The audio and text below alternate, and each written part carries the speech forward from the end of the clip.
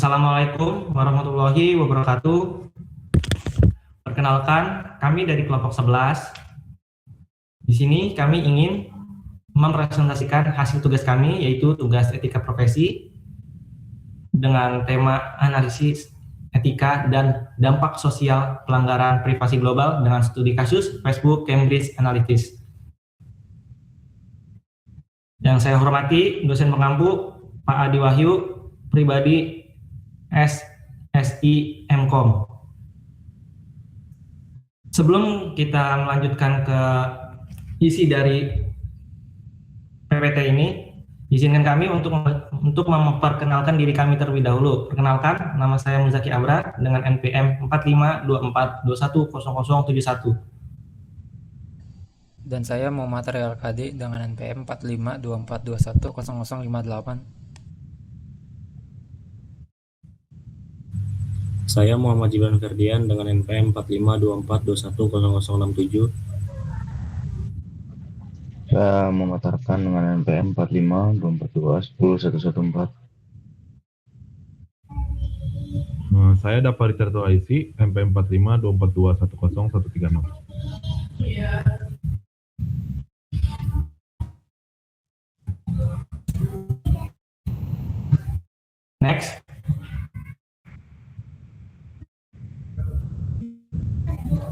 Masuk ke latar belakang dan urgensi topik yang akan disampaikan oleh teman saya.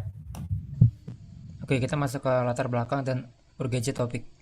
Yang pertama itu ada krisis integritas data, yaitu skandal Facebook Cambridge Analytica bukan sekadar insiden kebocoran data biasa, melainkan penyalahgunaan profil psikometrik dari 87 juta individu.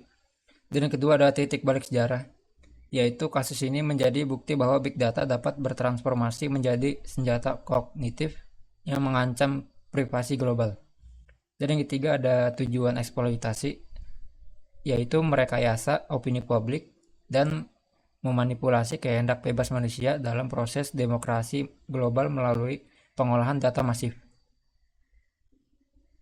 Next. Lalu ada anatomi krisis, yaitu ada eksploitasi dan bukan peretasan. Jadi di sini ada 3, yaitu yang pertama bukan hacking. Insiden ini tidak melibatkan peretasan sistem konvensional, melainkan eksploitasi fitur Facebook Grab API versi 1.0 yang saat itu legal secara prosedural namun cacat moral. Dan yang kedua ada efek bola salju. Melalui aplikasi kuis This is your digital life, data 270.000 pengguna diekstrak secara langsung. Dan yang ketiga ada eksploitasi celah. Celah API memungkinkan aplikasi tersebut menyedot data jutaan teman pengguna tanpa interaksi langsung, dengan total mencapai 87 juta profil. Dan di sebelah kiri sini ada alur dari anatomi krisisnya, yaitu eksploitasi dan bukan peretasan. Lalu lanjut.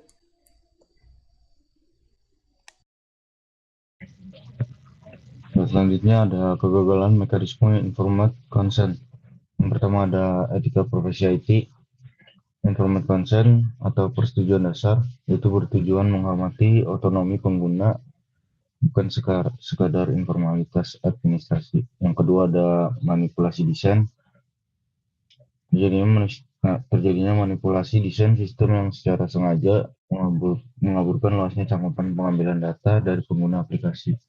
Lalu yang ketiga ada pelanggaran pihak ketiga, yaitu data teman-teman dari pengguna ikut terserap tanpa adanya izin dan interaksi langsung dari pemilik data tersebut, menciptakan pelanggaran privasi yang berat. Next. Lalu selanjutnya ada etika dasar broker dan akuntabilitas platform. Yang pertama ada komodifikasi identitas. Itu terjadinya degradasi moral ketika entitas data broker atau Cambridge Analytica mereduksi identitas digital manusia murni menjadi komoditas politik demi klien mereka.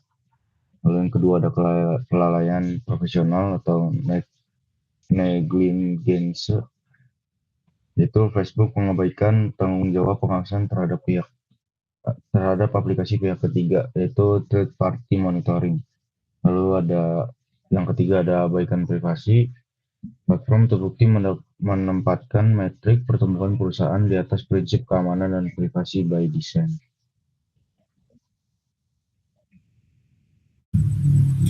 Slide ini menjelaskan tentang implikasi terhadap kedaulatan demokrasi.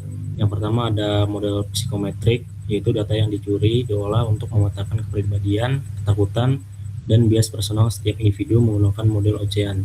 Yang kedua, senjataisasi algoritma, yaitu terjadinya kampanye micro-targeting, presisi yang menyuguhkan propaganda kognitif atau kompulsional propaganda secara sangat personal. Yang ketiga ada filter bubble, yaitu menciptakan gelembung informasi yang mendistorsi hak masyarakat untuk mendapatkan berita yang rasional dan objektif, sehingga mengancam integritas demokrasi. Selanjutnya ada perbandingan kampanye tradisional dan algoritmik. Yang pertama, kampanye tradisional, target demografi umum, lokasi, gender, pesan seragam untuk semua orang, bersifat transparan dan terlihat oleh publik maupun lawan politik. Yang kedua ada kampanye algoritmik atau micro-targeting, target profil psikologis individu atau Ocean model.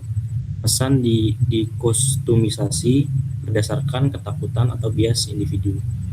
Bersifat dark arts atau tersembunyi, tingkat manipulasi sangat tinggi. Kampanye algoritmik menggunakan komputasi propaganda rahasia yang hanya terlihat oleh target spesifik.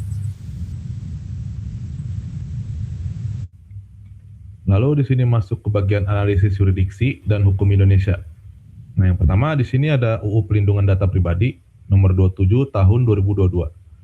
Yang dimana digunakan sebagai kerangka evaluasi masa depan. Jika terjadi saat ini, kasus FBCA melanggar prinsip pemrosesan data spesifik dan dapat berujung pada sanksi pidana berat karena tidak ada dasar hukum yang transparan. Lalu yang kedua, di sini ada pasal 26 UU ITE. Dia menegaskan bahwa setiap pengguna data pribadi melalui media elektronik wajib dilakukan atas persetujuan pemilik sah. Lalu yang ketiga ada paradoks HKI. Perusahaan teknologi kerap berlindung di balik rahasia dagang, algoritma untuk menutupi praktik pemrosesan data publik yang eksploitatif. Lalu di sini ada slide kerentanan sosiokultural di Indonesia. Yang pertama di sini ada konsumerisme digital. Budaya pragmatis, masyarakat yang rela menukarkan data pribadi demi aplikasi gratis, menyuburkan praktik permanenan data oleh data broker. Lalu yang kedua, di sini ada erosi privacy, yang dimana masyarakat terbiasa memberikan akses penuh atau klik agree pada sistem tanpa membaca syarat dan ketentuan secara mendalam. Lalu di sini ada yang ketiga, herd mentality. Jika algoritma berhasil menyusupkan narasi, hoax ke grup komunitas, informasi itu akan cepat diadopsi sebagai kebenaran kolektif, tanpa proses verifikasi atau lawan arah satu dusun.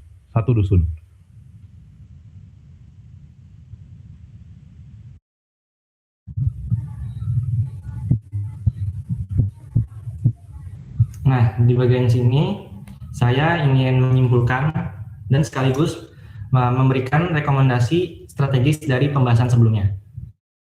Jadi intinya, kita bisa lihat kalau kode dan algoritma bukan sekedar baris perintah teknis, melainkan instrumen kekuasaan sosial. Kegagalan menjaga etika profesi IT berdampak langsung pada stabilitas demokrasi. Nah, di poin yang pertama ada penerapan privasi by design. Penerapan standar privasi by design secara konkret pada arsitektur perangkat lunak. Jadi maksudnya sejak awal kita itu bikin sistem, jadi kita juga harus memikirkan soal privasi, bukan ditambahin di belakangan. Lanjut di poin kedua ada penegakan regulasi UU PDP. Penegakan regulasi UU PDP secara konsisten. Jadi di sini penting banget adanya pengawasan dan implementasi nyata supaya perlindungan data itu benar-benar terjadi.